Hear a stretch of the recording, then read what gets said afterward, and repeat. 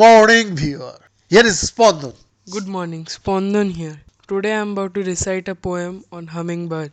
In gardens bright, a fleeting sprite, hummingbird dances, pure delight. Wings are blur, a vibrant hue, nature's jewels in skies so true. Sip by sip, from bloom to bloom, tiny harbinger of spring's perfume. A symphony in mid-air flight, hummingbirds, enchanting light. Whispers soft, the zephyrs sing, around the blossom a nimble's fling. Nature's brush paints a living chord in the dance of the hummingbird. Good.